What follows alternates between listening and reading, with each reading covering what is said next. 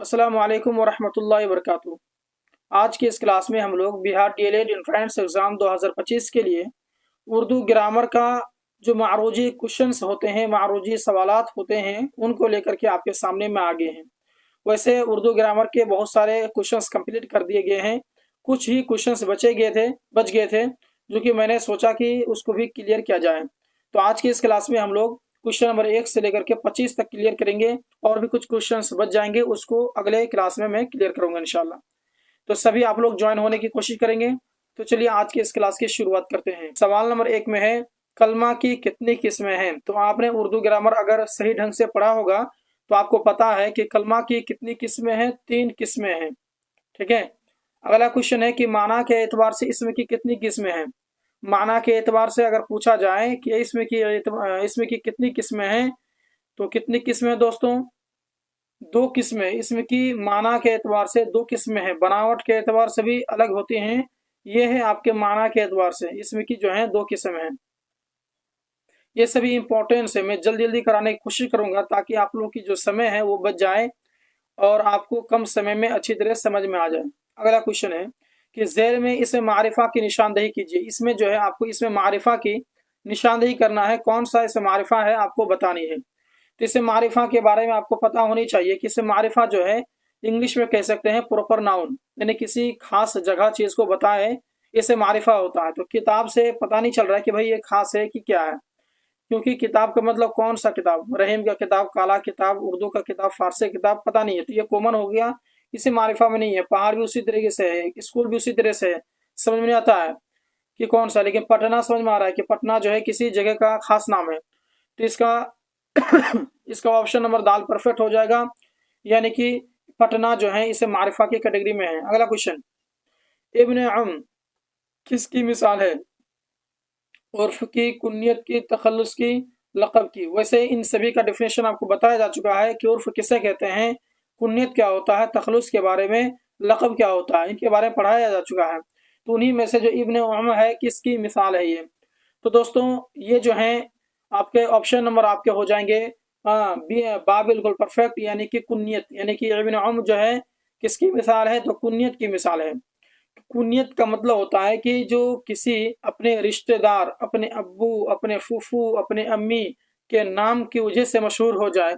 जैसे कि अगर आपको कोई नहीं जानता है, आपके अब्बू को जानते हैं, तो आपको जो आपके अब्बू के नाम से जानेंगे वही हो गया कुनियत। कुनियत में वही होता है कि, है ना, आपको मतलब आपके नाम को आपको तो पहचानता नहीं है, लेकिन आपके चाचा, आपके अब्बू, आपके भाई की वजह से आपको पहचानता है, तो वह इसमें कुनियत में आएंगे।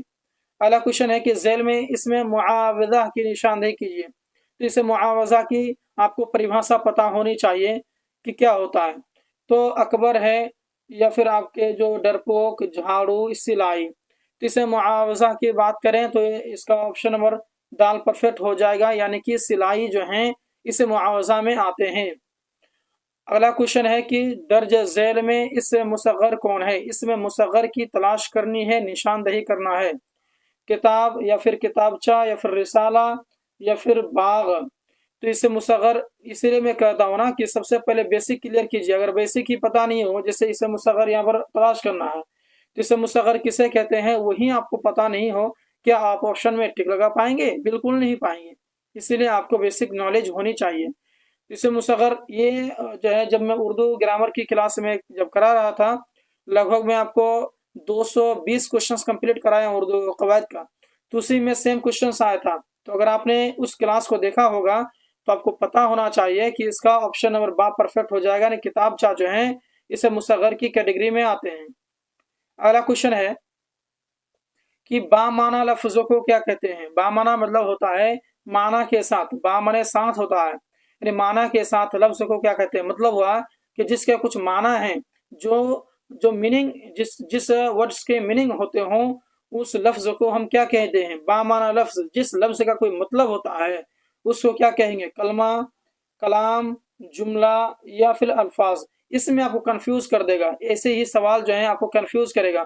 लग रहा है कि भाई सही है, सब तो सही है, बामाना लफ्ज को क्या कहते हैं, लेकिन आपको कंफ्यूज नहीं होता। जो फैक्ट है, जो असल है, जो सही है, उसी में आपको टिक लगानी है। तो बताइए कि सवाल नंबर 7 का बामाना लफ्ज कौन सा है, आपको बताना है, बताइए कौन सा सही होगा। चलिए बताइए।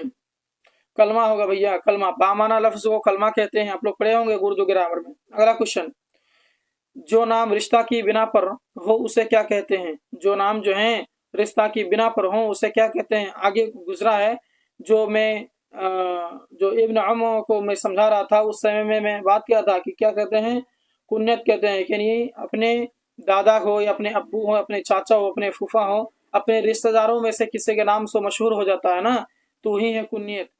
अगला क्वेश्चन की और हम लोग देखेंगे। इसमें है ईदगाह क्या है? इसमें ईदगाह का परिभाषा आपको बतानी है कि इसमें ईदगाह क्या है। इसमें आला, इसमें ज़रफ़, इसमें फ़ाइल, इसमें मस्दर क्या है? हासिल मस्दर है वो। तो ईदगाह क्या है? तो देखिए, ईदगाह जो है ये किसी जगह को रिप्रेजेंट कर रहा है। इससे क्या पता चल रहा है कि ईद की नमाज जो है पढ़ने की जगह, तो ईदगाह जो है ये किसी जगह को रिप्रेजेंट कर रहा है कि ये ईद की नमाज पढ़ने वाली जगह के बारे में कर रहा है। तो यही हो गया आपका ईदगाह जो है, इसमें ज़रफ़ हुआ, क्योंकि इसमें ज़रफ़ का भी वही डिफिनेशन है कि इसमें ज़रफ़ हुआ, इसमें ज़रफ़ है ना, वही इसमें है जिससे कोई जगह है ना पता चले, उसी को कहते हैं हम लोग इसमें ज़रफ़। तो वही है ईदगाह जो है ये किसी जगह को रिप्रेजेंट कर रहा है। तो वही हो गए ईदगाह जो है इसमें ज़रफ़ है। अगला क्वेश्चन है कि असदुल्लाह गालिब में गालिब क्या है? तो ये असदुल्लाह खान जो है ना ये बहुत बड़े आलिम थे, तो इनके बारे में बतानी है कि ये जो असदुल्लाह खान में जो लास्ट में जो ये गालिब लगा हुआ है ना, तो ये गालिब क्या है ना, आपको दिख रहा होगा ये गालिब कौन सी है। आपको बतानी है कि ये लक़ब है या फिर कुन्नियत है, खिताब है या तखल्लुस है। तो देखिए दोस्तों, जो बड़े बड़े उलमाए किराम थे शेर व शायरी लिखने वाले, तो जो शेर व शायरी लिखते थे ना, तो अपने नाम के साथ साथ में है ना, ये आपके असदुल्लाह खान ये नाम है, तो उसके नाम के साथ साथ में एक और लफ्ज़ का इस्तेमाल करते थे, जैसे कि आपका गालिब है, तो ये जो गालिब इस्तेमाल करते थे वो अपने शेर व शायरी के लास्ट मिसरा में, तो यही हो गया आपका तखल्लुस, उसको कहेंगे हम लोग तखल्लुस। तो ये क्वेश्चन आपको पलट के भी आ सकता है, जैसे गालिब है ना, ये गालिब तखल्लुस करते थे बाद में, लेकिन शुरू में क्या तखल्लुस करते थे? तो असद। ठीक है, चलिए इसका ऑप्शन नंबर दाल परफेक्ट हो जाएगा। तखल्लुस, तखल्लुस उसे कहेंगे जो शेर व शायरी में जो बड़े बड़े उलमा किराम है अपने नाम की जगह में दूसरा नाम इस्तेमाल करते थे, तखल्लुस है। अगला क्वेश्चन, इससे मारिफा की कितनी किस्में हैं? इससे मारिफा की, इसमें कंफ्यूज बिल्कुल नहीं होना है, ये सब आप रट्टा मार लेंगे, अगर याद नहीं रहता है कम से कम रट्टा मार लेंगे आप। तो इससे मारिफा की कितनी किस्में भैया बताइए। तो दोस्तों मैं आपको बताना चाहूंगा, इससे मारिफा की आपका टोटल आपके चार किस्में हैं। चार किस्में कौन कौन सी हैं? अगर आपने पढ़ रखी है तो आप कमेंट करेंगे, ठीक है, आप कमेंट जरूर करेंगे कि चार जो किस्में हैं तो कौन सी किस्में हैं। अगला क्वेश्चन है कि रहमत आलम सल्लल्लाहु अलैहि वसल्लम, रहमत आलम सल्लल्लाहु अलैहि वसल्लम को आप क्या कहेंगे? खिताब कहेंगे या फिर कुनियत कहेंगे, लक़ब कहेंगे, उर्फ कहेंगे, क्या कहेंगे? रहमत आलम सल्लल्लाहु अलैहि वसल्लम, ये मोहम्मद सल्लल्लाहु अलैहि वसल्लम की तरफ इशारा है कि जो इस दुनिया में वो रहमत बन करके आए थे, तो ये जो ये रहमत आलम जो है इसमें आप सल्लल्लाहु अलैहि वसल्लम को आप क्या कहेंगे? बताइए, आपके सामने में ऑप्शन है चार, क्या कहेंगे आप लोग? तो इसका ऑप्शन नंबर अलिफ बिल्कुल राइट हो जाएगा, यानी कि हम लोग इसको कहेंगे खिताब कहेंगे। ठीक है, चलिए आपको पता होनी चाहिए, खिताब का डिफिनेशन होना चाहिए प्रत्येक का। आपको अगर क्लास छूट गया है तो डिस्क्रिप्शन एक मरतबा चेक कर लेंगे उर्दू ग्रामर का, उसमें सारे लिंक आपको मिल जाएंगे, एक एक करके तैयारी कर लेंगे। अगला क्वेश्चन, झैल में इसमें नकिरा की निशानदेही कीजिए। देखिए इसम की दो किस्में हैं, एक है इसमें मारिफा, एक है आपके इसमें नकिरा। तो इसे मारिफा उसको कहेंगे जो खास चीज को बताए, और इसमें नकरा उसको कहेंगे जो आम चीज की और निशानदेही करे। तो इसमें कौन है? हामिद, ये तो प्रॉपर नाउन है, मतलब कि ये मारिफा है। पटना भी मारिफा क्योंकि किसी खास जगह का नाम है, दिल्ली भी आपके जो कि मारिफा है। लेकिन जो इसमें नकिरा हो क्या है भाई? पहाड़ है। तो इसका ऑप्शन नंबर जी परफेक्ट हो जाएगा, है ना, यानी कि पहाड़ जो इसमें नकिरा में आते हैं, कुमन में आते हैं। अगला क्वेश्चन कि जेल में इसे तादाद की निशानदेही कीजिए। तादाद के मतलब पता होनी चाहिए आपको, है ना, तादाद कितने तादाद हैं आप लोग, है ना, तो आपको बतानी है। तो इसका ऑप्शन नंबर कौन सा सही होगा बताइए? 50। तादाद का मतलब क्या होता है? गिनती होता है ना। तो हाँ, तो इसमें जो ना ये थोड़ा हो गया, किलो हो गया, ये सभी जो है आपके इस मकदारी में आएंगे, मकदारी। और 50 जो है ये गिनती को रिप्रेजेंट कर रहा है, तो इसमें तादाद में आएंगे ये। अगला क्वेश्चन की ओर हम लोग बढ़ेंगे। अगला क्वेश्चन है कि इस मारिफा को पहचानिए। तो इस मारिफा को आपको पहचानना, फिर से वही चीज मैंने फिर बताया, अभी बताया अपने आपको, इसे मारिफा कहते हैं खास नाम को, जो किसी खास जगह का नाम होता है, खास चीज का नाम होता है, किसी खास व्यक्ति का नाम होता है, इसे मारिफा हो गया। तो शहर का मतलब कौन सा शहर, समझ में नहीं आया, कॉमन है ये, इसे मारिफा नहीं, इसमें नकरा है ये। दरिया भी इसमें नकरा है, क्योंकि कौन सा दरिया, समझ में नहीं आ रहा है। दरख्त, कौन सा दरख्त, काल ये आम का या फिर आपके कटहल का, किसका, समझ में नहीं आया, वो आपके जो है कि इसमें नकरा में आएंगे। हामिद, ये किसी खास आदमी का नाम है, इसे मारिफा में आएंगे। अगला क्वेश्चन की ओर हम लोग बढ़ेंगे। अगला क्वेश्चन है कि इब्ने मरियम किसकी मिसाल है। इस ये जो इब्ने मरियम है वो किसकी मिसाल है आपके, उर्फ की, कुन्नियत की, खिताब की, लक़ब की। तो इब्ने मरियम, ये मरियम के नाम से फेमस हो गया है, तो इसको हम लोग कहेंगे कुन्नियत कहेंगे भैया, ठीक है, कुन्नियत कहेंगे, क्योंकि ये जो है ना हमारी इब्ने मरियम, ये मरियम के नाम से फेमस हो, अपने रिश्तेदारों के नाम से फेमस हो गया वो। ये सभी आपको बताया गया अभी ऊपर में। झेल की मिसालों में उर्फ कौन है, उर्फ बतानी है आपको, तो उर्फ के बारे में आपको पता होना चाहिए। तो यहाँ पर ऑप्शन नंबर जो है 17 का हो जाएगा जिम परफेक्ट, यानी कि शेखू। शेखू जो है उर्फ की मिसाल हैं। उर्फ के बारे में भी आपको जानकारी होनी चाहिए। प्रत्येक का लिंक आपको डिस्क्रिप्शन एक मरतबा चेक कर लेंगे, उसमें उर्दू ग्रामर का आपको लिंक मिल जाएगा, उसमें आप लोग देख लेंगे। अगला क्वेश्चन है कि बनावट के एतबार से इसम की कितनी किस्में हैं। इसमें की मैंने ऊपर ही बताया ना इसमें की कितनी किस्में हैं, तो उसमें बनावट के एतबार से भी आपको बताया गया है। उसी समय शायद मैंने बताया कि बनावट के एतबार से इसमें कितनी किस्में हैं, तो बनावट के एतबार से इसमें की 3 किस्में भैया आपको पता होनी चाहिए। अगला क्वेश्चन है कि इसमें नकेरा की पहचान कीजिए। इसमें जो है, इसमें नकेरा जो है उनकी आपको निशानदेही करना है, इसमें नकेरा कौन सा आपको बतानी है।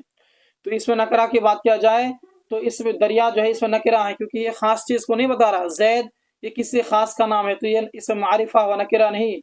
पटना किसी खास जगह का नाम हुआ, तो इसमें मारिफा है, नकरा नहीं।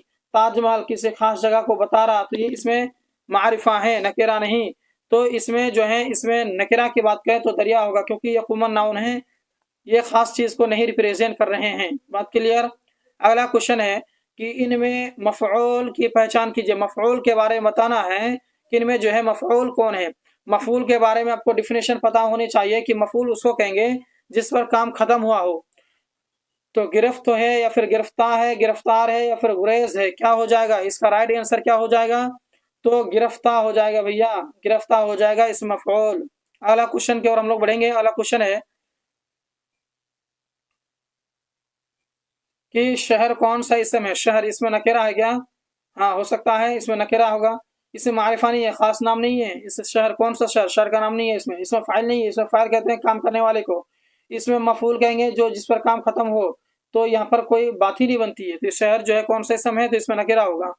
इसका ऑप्शन नंबर जो है आप लोग एक और टिक लगा देंगे। अगला क्वेश्चन है कि कवाइद जो है, एक सेकेंड,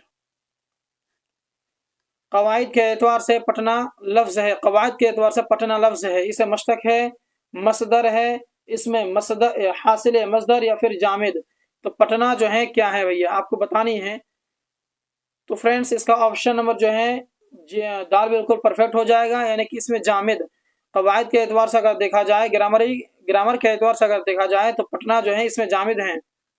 अगला क्वेश्चन, तो लक़ब के बारे में आपको पता होनी चाहिए कि लक़ब किसे कहते हैं। लक़ब कहते हैं कि जो इंसान के अंदर में खूबी देख करके अगर उसको जो चीज़ दिया जाए उसे कहते हैं लक़ब। जैसे कि शेर बिहार, यानी कि आप बिहार का शेर, यानी कि उसको लक़ब दे दिया गया है ना। कोई उसके अंदर में खूबी हुआ, खूबी को देख करके उसको लक़ब दिया गया, तो ये लोग देते हैं, ठीक है। अगला क्वेश्चन देखिए, तो आलम की कितनी किस्में हैं। अगला क्वेश्चन, आलम की कितनी किस्में हैं। एक किस्में हैं, 2 किस्म, 5 किस्म या फिर 6 किस्म है। तो आलम की टोटल के टोटल आपके कितने किस्में हैं, 5 क्वेश्चन है, ये 5 किस्में हैं। तो इसका ऑप्शन नंबर जीम बिल्कुल परफेक्ट हो जाएगा। अगला क्वेश्चन है कि तखल्लुस की पहचान कीजिए। तखल्लुस का पहचान करना है, यानी कि इसमें आपको तखल्लुस कौन सा बताना है। बुलबुल बंगाल ये आपके तखल्लुस नहीं है, ये अभी आपके ऊपर में गुजरा है। देखिए ये आपके लक़ब हैं, जैसे शेर बिहार था ना, तो बिहार का शेर उसी हिसाब से लक़ब हैं। बुलबुल बंगाल ये आपके लक़ब हैं।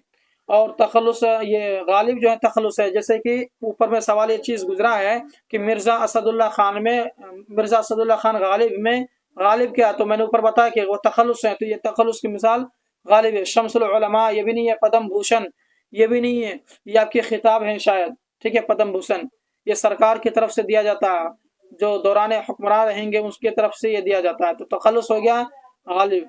तो ये क्लास आपको कैसा लगा, एक मरतबा कमेंट कर देंगे, और बाकी इसमें बहुत सारे क्वेश्चन और भी बचे हुए हैं, इंशाल्लाह अगले पार्ट में मैं आपको बताऊंगा। तब तक के लिए आप लोग हमारे साथ बने रहें, इस चैनल को सब्सक्राइब करें। उर्दू का नोट्स लेना चाहते हैं तो अभी जो आपको एक नंबर सो रहे हैं उस नंबर पर कॉल करके उर्दू का नोट्स ले लेंगे। बाकी आपकी तैयारी कैसे चल रही है आप लोग ज़रूर बोलेंगे। तो मिलते हैं एक और क्लास के साथ में। धन्यवाद।